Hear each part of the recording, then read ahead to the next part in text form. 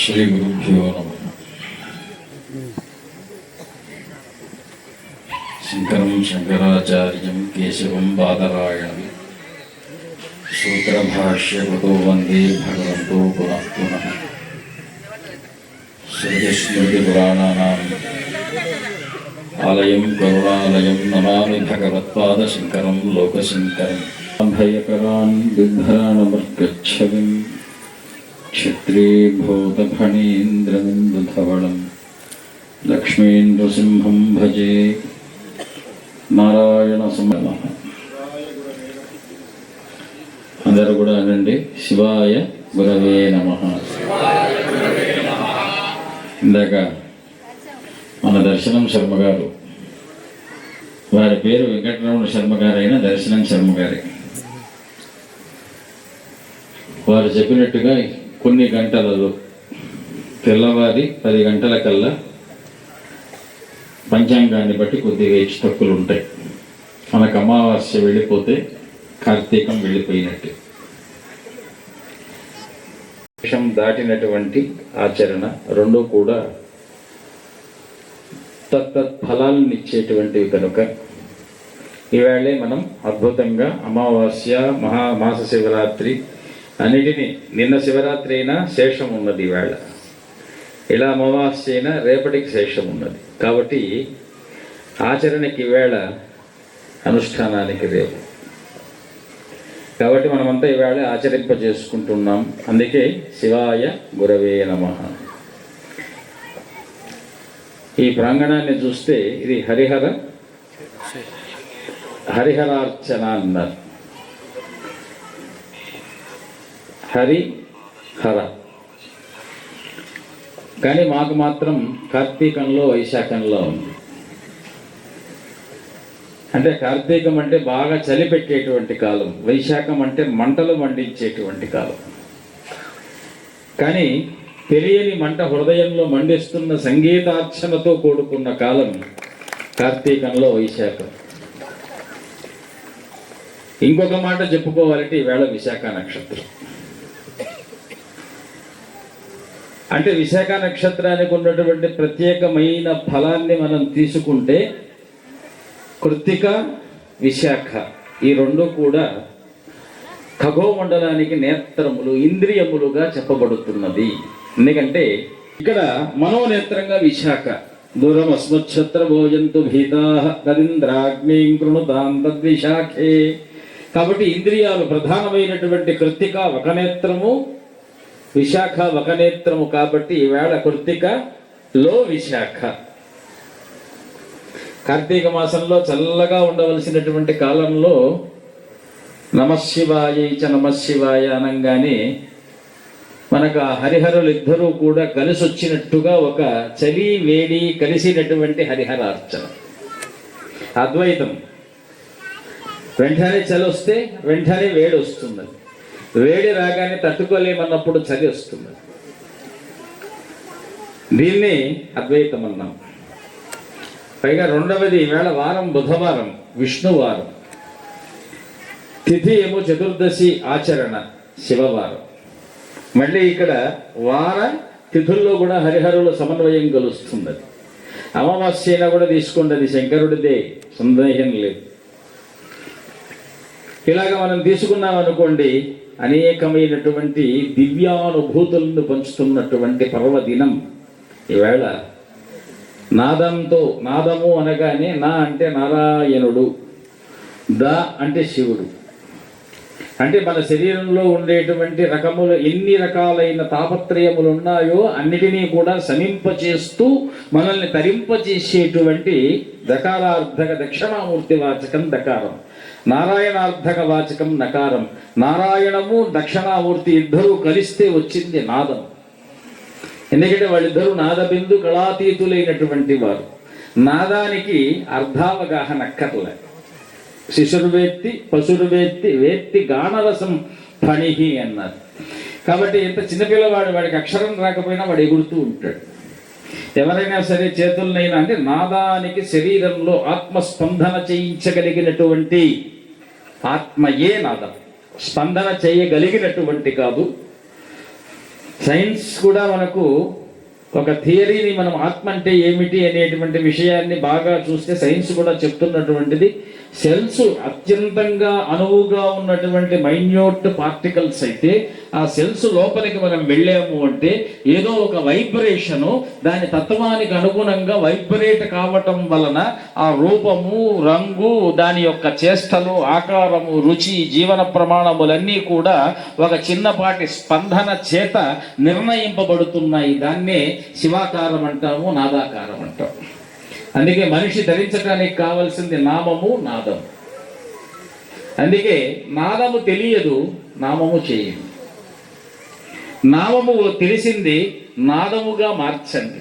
ఈ రెండు ఏ ముఖానైతే తాండవిస్తూ ఉంటాయో అక్కడ అద్వైతము అభివర్షిస్తూ, అద్వైతామృత వర్షిణి అన్నట్టుగా ఆ అద్వైతము మనకు వర్షిస్తూ ఉంటుంది.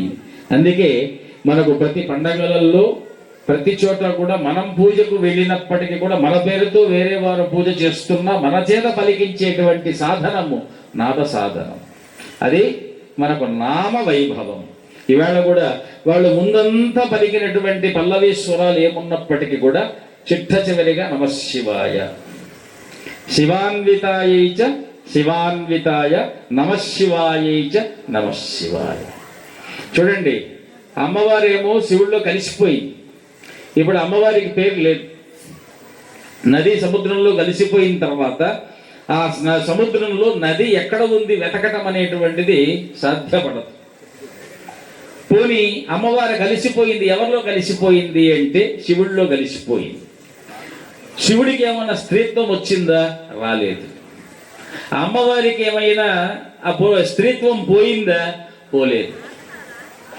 చూడండి ఎంత అద్భుతమైనటువంటి శివాన్వితాయై అంటే శివుణ్ణి అనుసరిస్తున్నట్టు ఆయనలో కలిసిపోయినటువంటి ప్రకృతి శివాయై.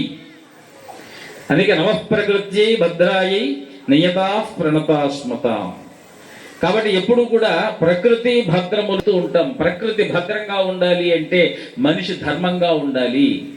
ధర్మాన్ని మనం తప్పితే, ఎందుకంటే మన యొక్క ధర్మ ఆచరణ బుద్ధి కర్మకు సూచనమైతే కర్మ యొక్క ఫలితమే ప్రకృతిగా మారుతున్నది. అందులో ఎట్టి సందేహము లేదు. ఆ ప్రకృతి ఎవరు? సాక్షాత్తు శివ, అమ్మవారే. శివ నమశివాయై చ నమశివాయ. ఈ అమ్మవారు ప్రకృతిగా మారిన తర్వాత వెళ్ళి అయ్యవారితో మొరబెట్టుకుంటుంది, తండ్రి అయ్యా, ఈ జనాలందరూ కూడా పాపిష్టమైనటువంటి ఆలోచనల్లో కర్మభ్రంశులై, ధర్మభ్రష్టులై, ఇష్టం వచ్చినటువంటి స్వేచ్ఛా కర్మలను ఆచరిస్తూ నా ప్రకృతిని అధర్మ ప్రకృతిగా మార్చేస్తున్నారు అన్నప్పుడు ఆయన ఎలా ఉంటాడు? ఇందాక చెప్పారు, అమ్మవారు ఎలా ఉంటుంది అంటే కనకాంబరాలంకృత కందరారై కపాలమాలాలంకృత కంధరాయ. వెంటనే కనకాంబరాలతో అంటే స్వర్ణ పుష్పాదులతో అలంకరించుకున్నటువంటి కంఠం కాస్త ప్రళయకాలంగా ఆయనకు వెళ్ళి చెప్పగానే ప్రకృతి అయి భద్రాయి అన్నారు కదా. కాబట్టి అమ్మవారు ఎప్పుడైతే అధర్మపరంగా ఈ యొక్క ప్రకృతిలో మనుషులు ధర్మభ్రష్టులై చరిస్తూ ఉంటారో అప్పుడు స్వామివారు ప్రళయాకారాన్ని పొందుతారు. కపాల కంధరాయ. ఇక చూడండి, బస్సుల యాక్సిడెంట్లు, ఫైర్ యాక్సిడెంట్లు, భూకంపాలు, బాంబులు, పేలుళ్ళు, అభద్రత, ఇవన్నీ కూడా ప్రకృతిలో సంభవించేటువంటి శివాజ్ఞ. మనం ఎట్లా ఉండాలి? స్వామి మాకు తెలియకుండానే కలియుగంలో ఇవి జరిగిపోతున్నాయి, మళ్ళీ మేము ఉద్ధరింపబడేటువంటి మార్గం ఏమిటి అంటే జగద్గురువులు ఎప్పుడూ మీ కొరకు ఒక మాట చెప్తూనే ఉన్నారు. మనము నామస్మరణతో, భజనతో, యోగముతో, ధార్మికమైనటువంటి చింతనతో ఎవరి దగ్గరికి వెళ్ళలేకపోయినప్పటికీ కూడా మీ నోట ఉన్నటువంటి మాట అనేటువంటి ఏ పరమాత్మ వైభవం ఉన్నదో దాన్ని నిరంతరము స్మరించటమే, ప్రతి కార్యమునందు సంయోగించటమే. అదే ఈవేళ ఇక్కడ నాద రూపంలో కూడా మన చేత పలికిస్తున్నారు. దీన్నే స్మృతిపథంలో పెట్టుకుని ప్రతినిత్యము కూడా 4 పదాలు నమశివాయ చ నమశివాయ అనడానికి మనకి ఏం కష్టం అండి? మనము అన్నీ చేస్తాం కానీ స్మరణ మాత్రము నోటి నుంచి చెయ్యలేం. అంటే కంఠం స్థానంలో ప్రారంభం ఎంత బలంగా మనల్ని ఆవేశించి ఉన్నదో ఒక్కసారి ఆలోచించుకుంటే, ఇప్పుడు ఇందాక హరణమ పార్వతీపతయే అన్నప్పుడు అందరూ మనం ఇట్లా చూస్తూ ఉంటాం. కారణం ఏమిటి? పలకనివ్వదు ప్రారంభం. ఎక్కడున్నది ప్రారంభం? కంఠంలో ఉంది. అందుకే కంఠాన్ని జయించినటువంటి వాడు అంటే కంఠస్థానంలో ఉన్నటువంటి సిగ్గుని, భయాన్ని, ఆ మాట్లాడలేనటువంటి బెరుకుతనాన్ని జయించిన వాడు ఎలా ఉంటాడు అంటే ఒక్కసారి గర్జిస్తాడట. ఆ గర్జన ఎట్లా ఉంటుంది? గర్జంతం గర్జయంతం నిజపటపటలం స్ఫోటయంతం మహంతం. ఆ నరసింహస్వామి వారి యొక్క గర్జన ఎలా ఉంటుందో, భైరవుడి యొక్క రావము ఎలా ఉంటుందో, భైరవం అంటే భీకరమైనటువంటి శబ్దము భైరవం. అది ఎలా ఉంటుంది అంటే ఎదుటివాడికి భయం పెట్టదు, ధైర్యాన్ని ఇస్తుంది. దాన్నే నమశివాయైచ నమశివాయ. కాబట్టి ఇంత అద్భుతమైనటువంటి రసామృతాన్ని మనకు అందించినటువంటి ఆచార్యులు, ఋషులు పండగల రూపంలో ఒక వైదికంలో కొన్ని వందల సంవత్సరాలు పట్లూరు సోమయాజులు గారు లాంటి ఎంతో మంది యాజ్ఞికులైనటువంటి ఆధానం చేసేటువంటి వారు ఎంతకాలం చేసి ఈ యొక్క లోకానికి యజ్ఞ ఫలాన్ని అందిస్తూ ఉంటారో ఆ ఫలాన్ని మనము ప్రకృతిలో ఉండేటువంటి రక్షణగా తీసుకుంటున్నాం. మనం చేయవలసిన పని ఏమిటి అంటే ప్రకృతికి స్మరణ, నాదము, వేదము ఈ మూడు కూడా ప్రాణములు. స్మరణ చేస్తూ ఉండాలి, పైకి చెప్పకపోయినా కళ్ళు మూసుకొని లోపల ఆత్మనాదం అంటే శబ్దాన్ని మనం పలుకుతూ ఉండాలి. లేదు అంటే 10 మంది వినేటట్టుగా, ఇంట్లో వాళ్ళు మారేటట్టుగా మనం రోజు కూడా నమశంకరాయ, లేదు శివాయ గురువే నమః, అది కూడా లేదు హరే రామ హరే రామ శ్రీరామ రామ రామేతి రవే రామే మనోరమే నమశివాయ నమశివాయ.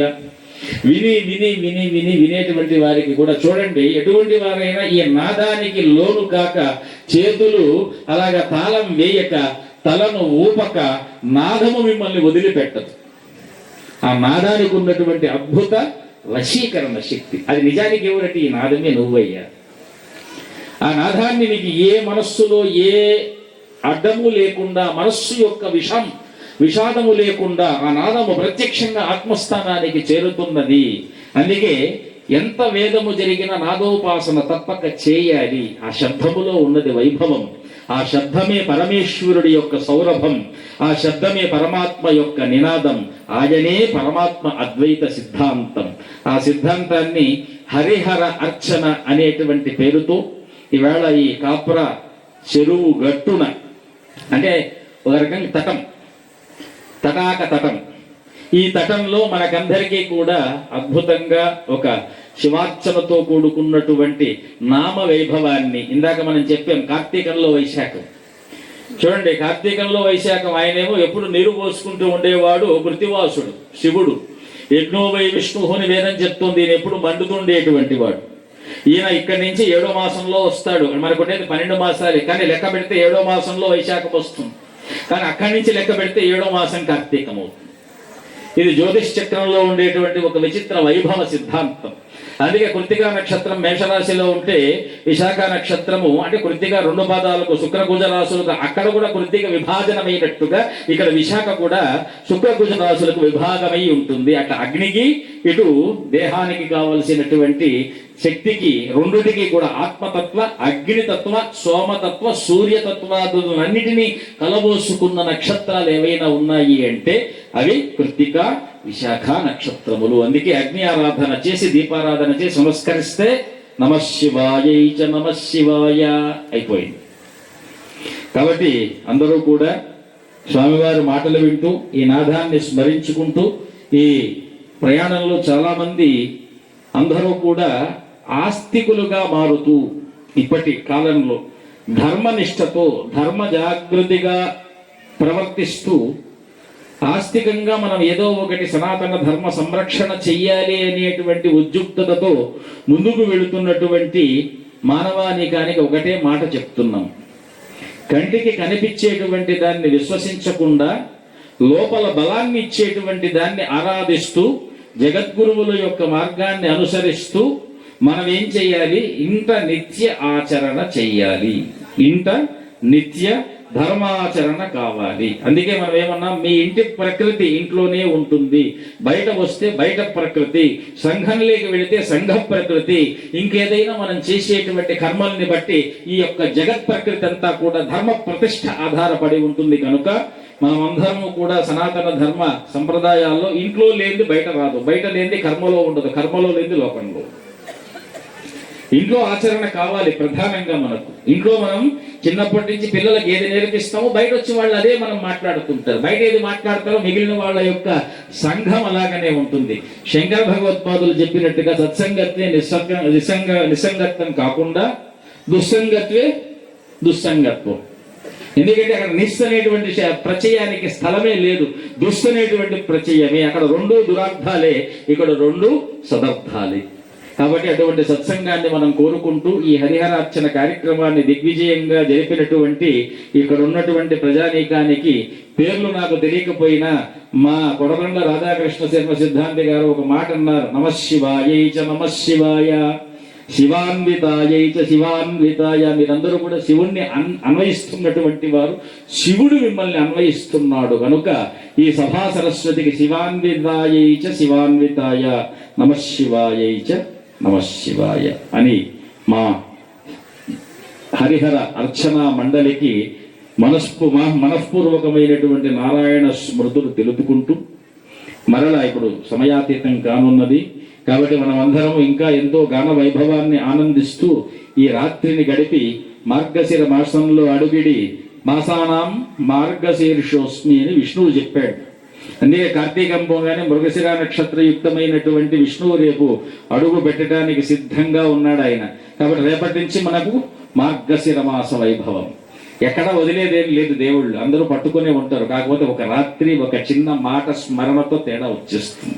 అటువంటి శివాయ విష్ణు రూపాయగా మారేటువంటి అవకాశాన్ని ఆ పరమాత్మ మనకు ఈ 30 రోజులు కలగజేసినందుకు రేపటి నుంచి మార్గశిర వ్రతాన్ని ఆచరింపచేస్తూ ఇంకొక 30 రోజుల్ని మన జీవితంలో ధన్యత చేసేటువంటి హరిహరార్చన సంప్రదాయానికి, అద్వైత సిద్ధాంతానికి, ఆదిశంకరులకు నమస్కరిస్తూ స్వస్తి ప్రజాభ్యః పరిపాలయంతాం న్యాయేన మార్గేణ మహిమహీషాః గోబ్రాహ్మణేభ్యః శుభమస్తు నిత్యం లోకాః సమస్తాః సుఖినో భవంతు. హర నమః పార్వతీపతయే. ఇందాక చెప్పింది